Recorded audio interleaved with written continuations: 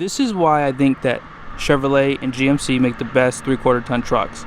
So what's going on YouTube? Welcome back to the channel. Today we're going to do a video on a 2020 Chevy Silverado. Now this is going to be a 2500, and I've been telling you guys that if you want to tow a fifth wheel, you have to get a 1 ton. Well, with this truck here, you have a 11,350 pound gross vehicle weight rating, so this one definitely can tow a fifth wheel. But the question is, how big? Now I wanted to show you guys my 3500. Someone's been asking me, do I still own it? I still own this truck. I'm so sorry I have not been doing videos on this thing, but I do still have it. I drove it today because my DPF is full again. So what we're gonna do today on this truck is I'm gonna show you the interior and exterior, and then I'm gonna take it for a quick drive. And then what I'm gonna do is I'm gonna show you guys my Weight Watchers truck edition in a next video. That way you guys have a better idea of how big of a trailer you can tow with this truck. So let's go ahead and get started with the window sticker. So really quickly, we're going to show you guys the window sticker. I don't want to take too much time, so be sure to pause. Now down here is going to show you your standard equipment for your interior and exterior and all your technology, performance, and safety. And of course, this truck does have a 5-year 100 with the diesel engine. Base price on this truck is going to be $45,200, and as you saw, this is going to be a 2500 LT crew cab with 4-wheel drive. This is going to be your biggest option, which is that diesel. It's going to be the 6.6 liter Duramax, $98.90. That's big boy money. And it does come standard with a 6.6 liter gas. All-Star Edition package, 3330, everything that comes in there. This is actually a pretty good package to get. And it's going to continue on this side here. And then you have your Z71 off-road protection package, 2530. And then all-terrain tires are included with that. Convenience package, 1360. This is actually probably another good one to have. Trailer mirrors heated with a few more functions above. Now high idle switch, that is an option on this truck. I think it should be standard, but that's just my opinion. Snow plow prep group. And you're also going to have LED roof markers, which I strongly recommend. They should be standard too, but most trucks make it optional. And rear axle is going to be 342, gross vehicle weight, as I mentioned, 11,350. All in, your total price is $63,840. Now overall, I will say that Z71 package with these 20s really do dress up this truck extremely nicely. Now one thing I do like about Chevy trucks that Ram and Ford do not have is an independent front suspension. I've driven these trucks in the past, and I must say they ride really well with this suspension. And as you guys can see, this is going to be your 20-inch wheel wrapped in 275/65/20, and this is going to be a Goodyear Wrangler tire. Now on the side you can see that you have a plug. This plug is going to be for your engine block heater, so that way in the wintertime it can keep that block nice and warm for you. And I like that they put it on that side of the truck too, that way things don't hit it from the front. It's a really good idea. Now you guys can see this has a chrome bumper with parking sensors built in, LED fog lights just below, as you saw on the window sticker, and you are going to have a halogen headlight. So if you want LED, you're going to have to step up to the LTZ or higher. So you have the work truck custom, which is like my favorite package because it dresses it up. The only thing is, on the custom you cannot get a diesel, so you may have to step up to a LT, which gives you the same wheels as the custom does. But I do like how this looks overall. I mean, really nice truck. And I do like how they spell out Chevy on the front end too. I know a lot of people think this front end is controversial. I like it. I think it looks amazing. I think it looks like a big boy truck. And lately I've seen a lot of these trucks cruising around. I feel like they're selling really well. And I think that the overall design is starting to grow on people too. Now taking a look at these mirrors, I do like the overall design of these two. You are going to have turn signals on these, and you have spotlights on this side, and you do have your convex mirror just below. Now these are power, so if you would like to close them, it's just a push of a button right here. But if you want them to extend out, you would have to step up to a higher trim level for that to be power. But on the LT, it is going to be a manual push in or pull out for your tow mirrors. One thing I like about Chevy is they do give you a smart key system. So if you push the button, it'll unlock the door. But the reason why I like this on Chevy is because they give it to you on the back doors too. So you can do it from each door. So if you have little kids and you need to open their door first, you can do that on Chevy. Ram and Ford do not offer that right now. I do like this little step too on the side. And I do like this overall size of the bed. This bed, you can tell, if you can see my truck up over here, I have a 6'4" bed, and this bed is slightly bigger than mine. And you can clearly tell that the trucks are close together too. I mean, my truck is a mega cab, so my truck's gonna be a little bit longer. But for the most part, I can clearly tell that this bed is longer than mine. And one thing I like about this truck too is that they did move your puck system. This one doesn't have it, but they did move it slightly behind the axle, so it gives you more clearance if you are towing a fifth wheel. Now out back on their 3/4 tons, they do give you a leaf spring setup here. Now if you get a 3500, it would have additional overload leaf springs, and you guys can see your Rancho suspensions that come with that Z71 package. Additional steps just back here for the bed. Out back, you do have an assisted power tailgate, and you can control it with the key fob. Now, if you wanted to go back up, you have to choose a higher trim level like a LTZ or up. It is not available on the LT model. But overall, I mean, it is a truck. It's pretty easy to lift up with just one hand. You do have a 4 and a 7-pin Class 5 receiving hitch, and looks like something's missing here. But inside of the bed, they do give you a plug. It's gonna have 120 volts, 400 watts, and they do give you LED lights out back of the bed too. And this is a really nice bed overall. Spray and bed liner was an option too if you want this.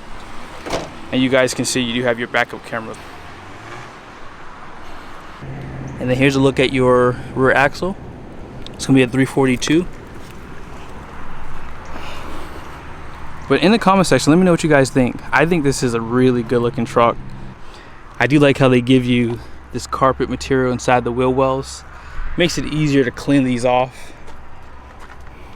And it should help with sound deadening. They do the same thing up front too. I'm sure you guys want to see this big 6.6 liter Duramax, so let me pop the hood for you too. If you want to open the hood latch is going to be between the V and the R. So all you have to do is just push it to the right. But this is going to be your Duramax 6.6 liter diesel. Made it to a 10-speed Allison.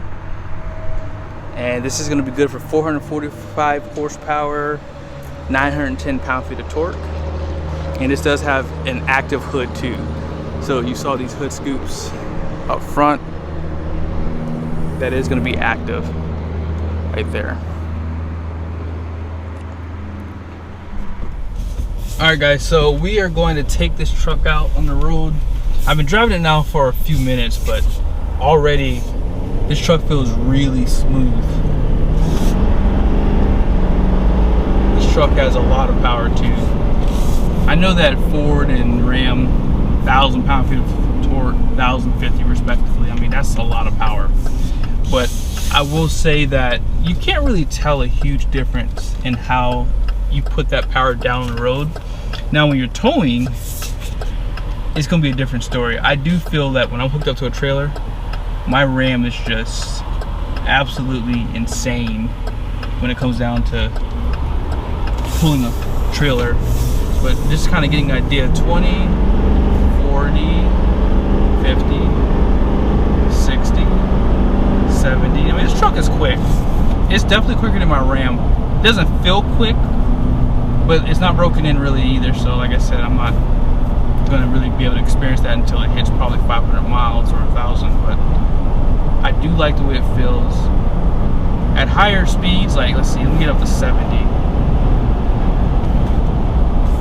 At higher speeds, I can hear some wind noise, but it's not bad. It's just what you expect for something like this. I mean, it sits high, air's getting under it, you know, going over it, so you're gonna hear a little bit more wind noise. But it does feel good though. It's a really nice truck, really comfortable. I think Chevy really did a good job choosing to go with the independent suspension. There's a lot of pros and cons to it. I don't really know a lot of the cons, but I know pro obviously is a ride, and I can feel that. I mean, this is a very comfortable truck. This is probably the most comfortable 3/4 ton that I've driven so far. I mean, Ram's air suspension 2500 is probably a very close second, but if you don't get the air suspension on the Ram, it's still pretty decent, but this definitely does beat that, I would say. And oh yeah, the power, hitting the brakes right now, brakes feel good. I mean, this is a really, really nice truck. Now, I'm gonna turn on the exhaust brake. A lot of people say that the exhaust brake is not as aggressive. Let me see, let me just shift it manually.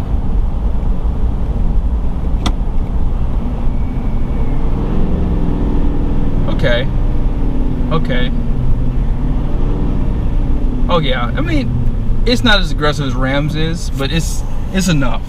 And if you have a load behind you, it'll definitely be a little bit stronger in my opinion. But yeah, this is a nice truck. I mean, just very well composed, very quiet. Seats are okay.